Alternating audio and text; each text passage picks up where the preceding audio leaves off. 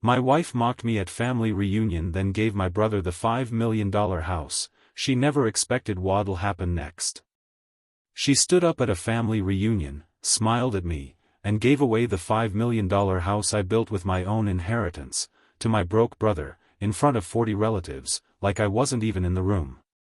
I smiled back. I said nothing. Because by the time she finished her announcement, I had already started building the case that would end her career, expose her affair, and take back everything she thought she'd already won. Viewers, before you continue, please subscribe, like and share for more interesting stories. My name is Kingsley Babb. I'm 41 years old, a structural engineer based in Charleston, South Carolina, the kind of man who spent 15 years making sure bridges didn't fall down, calculating load and stress until every bolt made sense on paper before it ever touched steel. I built things that held cities together. I should have looked just as closely at the woman I married.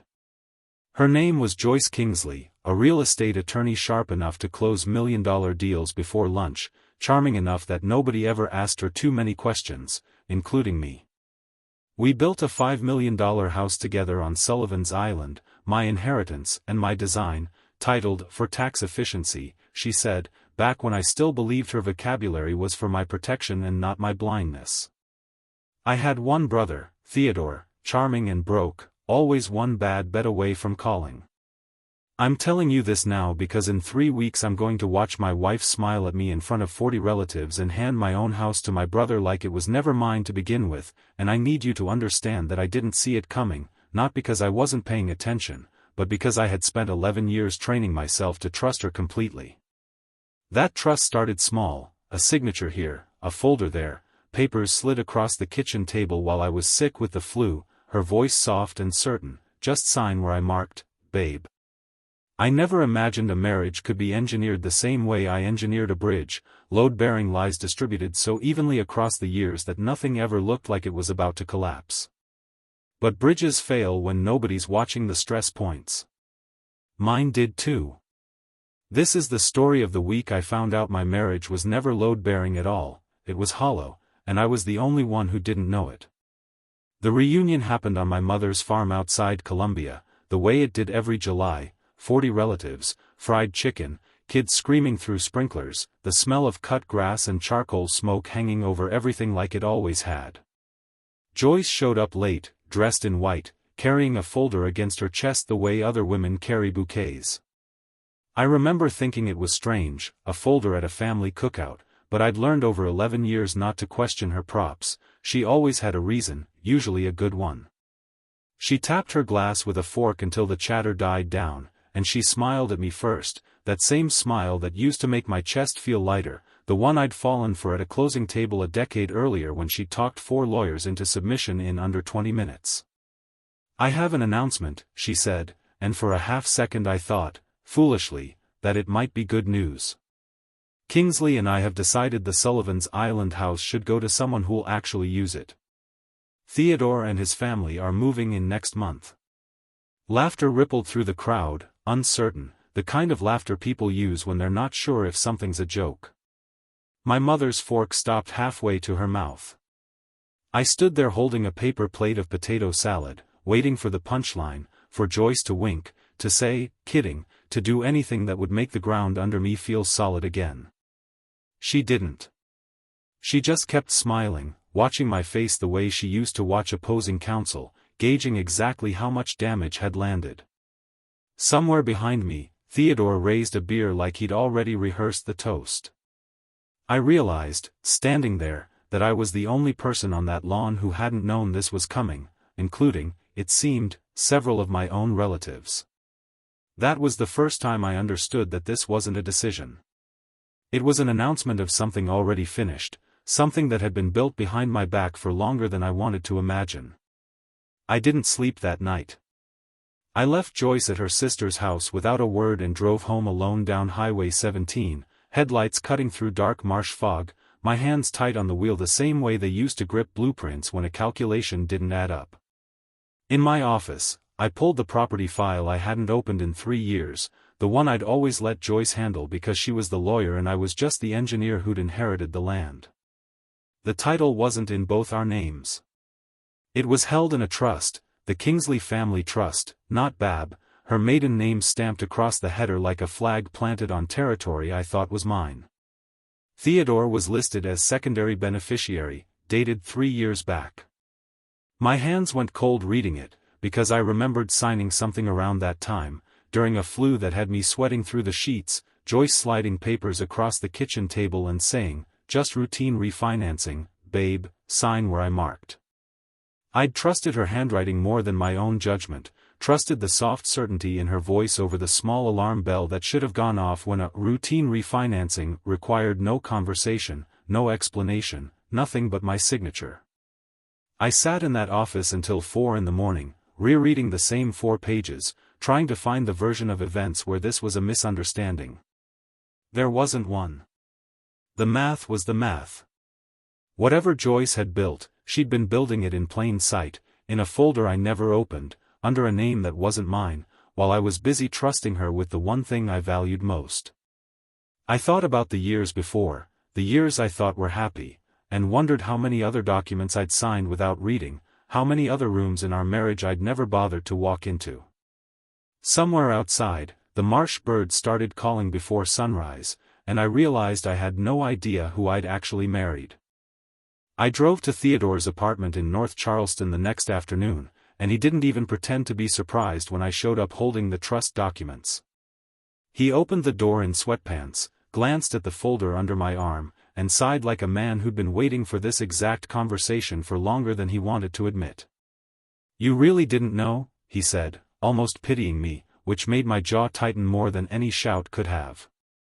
"Joyce and I have been planning this for 2 years. 2 years. I did the math in my head while he talked, counting backward through birthdays and holidays where he'd sat across from me at dinner, laughing at my jokes, asking about my work, while this had been sitting underneath the whole time like a fault line. He told me about the debt, $300,000, gambling, accumulated since 2021, the kind of number that doesn't just disappear, the kind that follows a man into every room he enters. Joyce, as a real estate attorney, had ended up representing the lender chasing him, a coincidence he swore was real, though I no longer trusted his definition of coincidence. She'd offered him a way out, help her restructure the trust, and the debt would disappear, and the house would become his. "She said you'd never even notice the trust paperwork," he said, not meeting my eyes. "You never read anything she gave you." That sentence landed harder than anything else he'd said, because it was true, and because it meant she'd built her entire plan on a precise, almost surgical understanding of my weaknesses, not financial weaknesses, not even emotional ones, but my simple, exhausted trust. I'd given her credit for 15 years for being the careful one, the detail-oriented one, while I focused on bridges and steel and load calculations, and she had used that division of labor like a blueprint of her own. I left his apartment without saying goodbye, and for the first time since the reunion, I wasn't thinking about the house at all. I was thinking about how long she'd been studying me like a structure she intended to take apart. I went to Joyce's law firm downtown 2 days later, not to confront her, but to find her paralegal, Priscilla Hannity, who I'd met maybe twice at office holiday parties and who agreed, after some hesitation, to meet me at a coffee shop on Broad Street. She kept stirring her coffee without drinking it, glancing at the door every few seconds like she expected someone to walk in and report back. "There's something else," she finally said, and I felt my stomach drop before she even finished the sentence, because I'd learned by then that something else never meant something good. Joyce hasn't just been working with Theodore on the trust. She's been seeing someone. A client. Older. Owns half the commercial property on King Street. His name was Harold Whitfield, she told me, a property developer twice Joyce's age, recently widowed, worth 8 figures, the kind of man whose name was on buildings rather than mortgages. Joyce had been consulting for him for 14 months, more nights spent at his office than at home, dinners I'd assumed were client meetings, calls I'd assumed were billable hours. I thought back to the late nights, the perfume that lingered differently some weeks, the way she'd started locking her phone with a code instead of leaving it face up on the counter the way she used to. I'd noticed the small changes and explained every one of them away, because explaining things away was easier than imagining my wife building an exit while I was still furnishing the house we shared. Priscilla looked at me with something like guilt. "The house isn't a gift to Theodore," she said quietly. "It's a write-off. She doesn't want to fight you for it in a divorce. She wants to walk into a new life clean, and she needs your brother holding the asset so it's never on the table." I sat there with my coffee going cold, watching a couple walk past the window outside, arm in arm, completely unaware that inside, an entire marriage was being autopsied over a small round table. I went to Harold Whitfield's office on King Street that same evening, 7 o'clock, the building nearly empty except for a cleaning crew running a vacuum somewhere down the hall. Through the glass partition of his office, I saw them, Joyce laughing at something he'd said, her hand resting on his forearm with an ease I hadn't seen from her toward me in years, not since before we were married, maybe not even then. I didn't storm in. Something in me, some old engineer's instinct for measuring a structure before testing its limits, made me knock instead. Joyce's face went the color of drywall when she saw me, the folder she'd carried at the reunion nowhere in sight now, just her hand frozen mid-air over Harold's arm. "Kingsley, this isn't," she started, and I cut her off, because I didn't want an explanation built on the fly, another folder of convenient reasoning. "Don't," I said. "I just want to know one thing. Did you ever love me, or was I always just the guy with the land?" The question hung in the air longer than I expected, long enough that Harold actually looked uncomfortable, glancing between us like a man realizing he'd walked into a transaction with more liabilities than he'd been told about. "Kingsley," he said carefully, "I didn't know about a husband. I didn't know about a trust." I believed him, oddly, more than I believed her, because his confusion looked real, and her silence looked rehearsed. Joyce never answered my question. Not that night, not ever, and I think now that the not answering was the answer, the kind of silence that costs more than any confession could. I left the building without raising my voice, walked back to my truck in the dark, and sat there for 20 minutes before I could make myself turn the key, replaying every year of our marriage like a structural inspection, looking for the exact point where the cracks had started and I'd simply failed to see them. 3 days later my mother called and told me to come to the farm and bring the folder. Eleanor Babb had been a notary for 30 years before she retired, and when she put on her reading glasses and went through my documents at her kitchen table, she went quiet in a way that worried me more than shouting would have. "That signature isn't right," she said finally. "I remember that day. You had a fever of 102. I told Joyce to wait until you were better. She said it was urgent." I hadn't even remembered my mother being there, hadn't remembered much of that week at all beyond the fog of fever and Joyce's voice telling me where to sign. My mother, it turned out, had kept her own copy of the original document, an old habit left over from her notary years, paper trails she never quite stopped collecting even after she'd stopped needing to. When she laid her copy beside the filed version, an entire paragraph was missing from the one Joyce had recorded with the county, language about spousal consent and revocability, language that would have protected me, gone like it had never existed. "She didn't just talk you into something," my mother said, sliding her glasses down her nose to look at me directly. "She altered it afterward." I sat there in the dust-lit kitchen, watching sunlight catch the edge of her old notary stamp sitting forgotten in a drawer she'd pulled it from, and felt something shift in my chest, somewhere between fury and relief, fury that this had gone on so long, relief that I finally had something solid to stand on. My mother reached across the table and took my hand the way she had when I was a kid scared of thunderstorms. "We're going to fix this," she said, and for the first time since the reunion, I actually believed someone. I hired Constance Reyes, a forensic real estate attorney with a reputation around Charleston for unraveling exactly this kind of fraud, the quiet, surgical kind built from missing paragraphs and convenient signatures. She spread both documents across her conference table and studied them for nearly 2 hours without saying much, occasionally circling something in red, occasionally muttering to herself in a way that made me nervous and hopeful in equal measure. "This isn't just a missing paragraph," she finally said, looking up at me over her glasses. The notary stamp on the filed version doesn't match your mother's old stamp number. Someone re-notarized this recently, possibly using a fraudulent notary commission. I felt the floor tilt slightly under that sentence, because it meant this wasn't a single betrayal anymore, it was a operation, something requiring access and cooperation I hadn't accounted for. Constance traced the notary's registration back through county records and found the name attached to an office on King Street, the same building where Harold Whitfield ran his empire of commercial properties. A contractor on his staff, it turned out, held a notary commission that had technically expired 18 months earlier, quietly renewed on paper but never properly filed. Someone with influence at the title office pushed this through, Constance said quietly. Recently.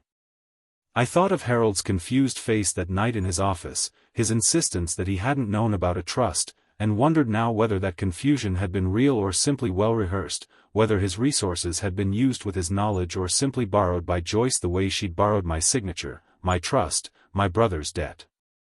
Either way, the picture forming on Constance's conference table was no longer just a marriage falling apart. It was a coordinated structure, built with the same patience and precision I used to admire in Joyce when she closed deals, except this time the deal had been my own life, and I was the asset being quietly transferred out of my own name. Constance had a plan, and it required me to do the hardest thing I'd done since the reunion, nothing. "We don't go to court first," she said. "We let them think they've won." So I called Theodore and told him, voice flat with practiced defeat, that he could keep the house, that I didn't have the fight in me anymore. I told Joyce the same thing, even agreed to expedite the divorce filing she'd already drafted, generous to her, brutal to me on paper. I watched both of them exhale relief through the phone, the particular relaxation of people who believe they've gotten away with something, and I understood, the way I understood load-bearing walls, that relaxed structures are when people start talking carelessly. It took less than 2 weeks. Theodore, drunk one night at a bar in Mount Pleasant, bragged to an old friend about Joyce's trust trick, not realizing that friend had worked with Constance's firm on an unrelated case years earlier and recognized exactly what he was describing. The friend called Constance the next morning. Within days, we had a voluntary recorded statement, fully witnessed, fully signed, Theodore's own voice laying out details neither he nor Joyce had ever expected to exist outside their private conversations, the debt, the lender, the missing paragraph, even Harold's contractor and the expired notary commission. I sat in Constance's office listening to the recording with my hands clenched so tight my knuckles ached, hearing my own brother's voice confirm every suspicion I'd been carrying for weeks. There was no triumph in it, not yet, just a strange, hollow clarity, the same feeling I imagine engineers get when they finally find the exact point of failure in a structure that collapsed, not satisfaction, just confirmation, and underneath it, a grief I hadn't expected for a brother I no longer fully recognized. I called a second family gathering at the same farm 3 weeks later, same lawn, same lighting, same 40 relatives gathered with plates of fried chicken like nothing had changed. Joyce arrived smug, convinced I'd folded completely, and Theodore brought his kids, already talking about curtains for the house he assumed was his. I stood in the exact spot where Joyce had made her announcement weeks earlier, and I felt the strange symmetry of it, the same grass, the same golden light, an entirely different man standing in it now. "I have an announcement too," I said, and laid it all out in front of everyone, the forged notary stamp, the missing consent clause, my mother's preserved original document, the recorded confession, the fraud complaint already filed that morning with the Charleston Register of Deeds, Harold Whitfield's name attached as an accessory through his contractor's falsified commission. Joyce's face didn't go pale the way it had in Harold's office. It went blank, the specific blankness of someone calculating exactly how much trouble they were actually in. "You can't prove," she started, and I cut her off the way she'd once cut off opposing counsel. "I don't have to prove it to you," I said. "I already proved it to the county." The trust was voided within 6 weeks.